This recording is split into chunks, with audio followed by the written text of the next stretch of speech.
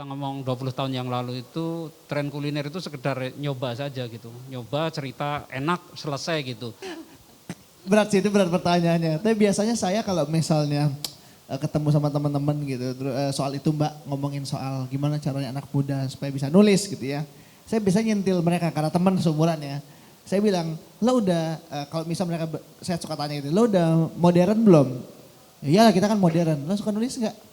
Suka baca buku nggak? Enggak ya, lo belum modern. Karena apa? Nah Mas Andreas, kalau ngelihat sekarang, zaman sekarang ini yang namanya storytelling, kita kan tadi kan pembahasannya sebenarnya ke arah storytelling kan, sebenarnya juga harus ada ceritanya apa sih dibalik suatu hidangan ini apa gitu, apakah dulu pembuatannya ataukah peralatannya dulu bagaimana. Kalau ngelihat sekarang fenomena zaman sekarang sudah mulai bangkit kan ya, orang tuh selalu menceritakan makanannya gimana Mas dibandingkan mungkin, I don't know, mungkin 20 tahun yang lalu atau 25 tahun yang lalu, gimana Mas ngelihatnya? Ya kelihatan ya kalau kita ngomong 20 tahun yang lalu itu tren kuliner itu sekedar nyoba saja gitu. Nyoba cerita enak selesai gitu. Nah kita tahu persis bahwa itu nggak cukup ya. Ternyata belakangan mereka juga butuh story yang personal ya. Pertama itu gitu. Kedua personal itu juga bisa dikaitkan dengan latar belakang suku, latar belakang asal usul gitu ya. Hingga kemudian ketemu food history itu gitu loh, food history. Nah yang kayak gitu tuh sekarang perlu banget ya, perlu banget. Nggak cukup ada makanan terus nyoba selesai itu enggak seperti. Nah ini tantangannya kita di situ di beberapa kampus sayang sekali belum dikembangkan food history ya, sangat sangat langka gitu. Nah kami ini terus terang memanggil Bapak Ibu dan teman-teman sekalian kalau mau masuk ke situ lapangannya masih luas, sangat luas gitu. Mau dari sudut pandang apapun masih banyak gitu. Nah kembali saya cerita di Filipina itu kampus juga sudah banyak mengembangkan food history gitu ya. Terus penerbit-penerbit juga support dan orang-orang yang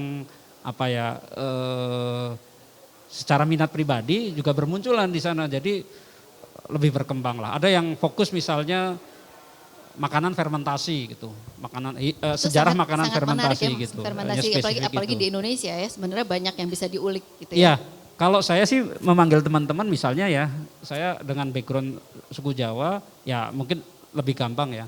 Tapi teman-teman dengan background misalnya Nias, Batak, Sumba, Flores gitu, itu pasti ada story-nya. Cuma karena nggak ada yang ngurus jadi ya sudah hilang. Nah atau sebaliknya ya, saya akan bantu teman-teman yang minat misalnya studi tentang kuliner Jawa.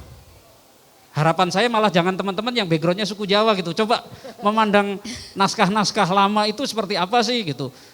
Sama-sama nggak tahu juga gitu bahasa huruf Jawa yang sekarang sih saya masih sedikit paham ya, tapi yang Jawa kuno juga nggak paham. Tapi nggak apa-apa, coba dipelajari gitu. Kalau nggak salah di daftar acara nanti besok sore nanti sore ya yang belajar aksara Jawa apa gitu.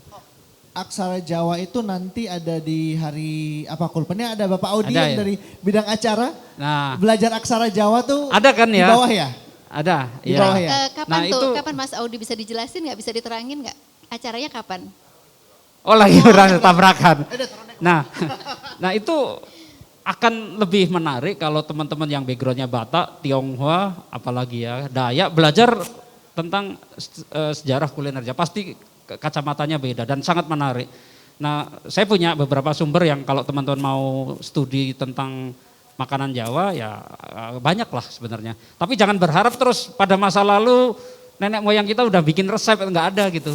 Cuma simbolis, bahkan itu kan sebetulnya karya sastra ya. Karya sastra itu tembang ya, ditembang ya. Jadi ada namanya itu karya-karya pujangga-pujangga kita dan tidak diucapkan kayak gini tapi ditembangkan, dan itu ada kata-kata yang jadi mungkin tembang tuh kalau bukan orang Jawa di sini lebih kayak nyanyian dengan pattern yang tetap gitu loh, dalam kondisi susah, bahagia, terus macam-macam lah, itu ada patternnya. Dan di naskah-naskah itu tuh ada informasi tentang makanan gitu.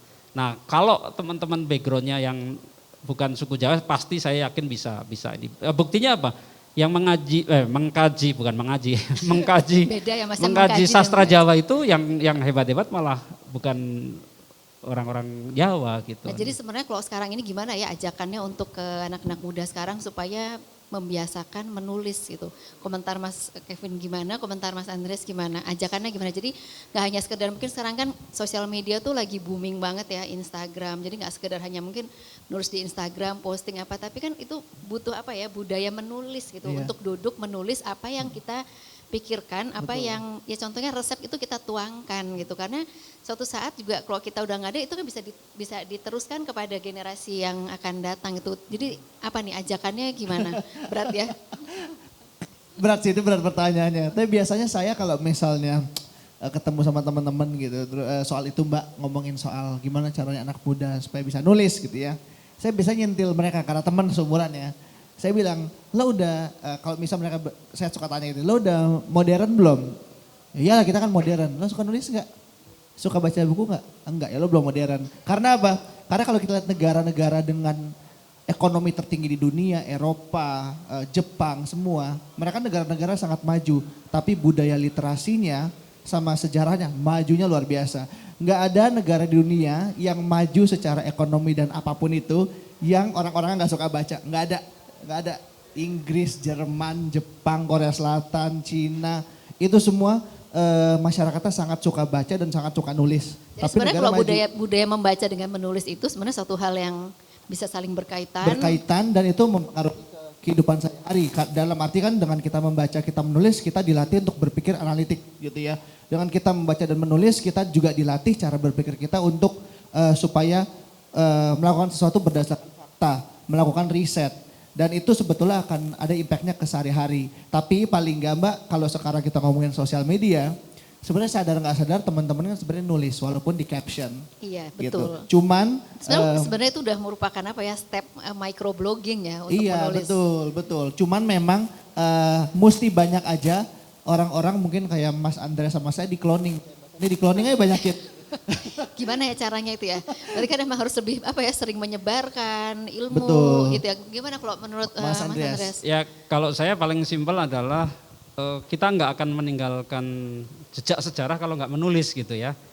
Saya tampil di sini kalau sekedar cuap-cuap ya setelah itu kan selesai gitu. Kalau ada yang nulis, nah itu saya punya jejak sejarah. Nah itu mau nggak mau teman-teman yang punya passion tertentu, nggak hanya kuliner ya, nggak hanya food writing ya nulis supaya meninggalkan jejak itu. Nggak tahu nanti suatu saat 1000 tahun kemudian tulisan kita dibaca ulang ada gitu. Kalau omongan saya kan Bapak Ibu pulang juga udah nggak tahu gitu.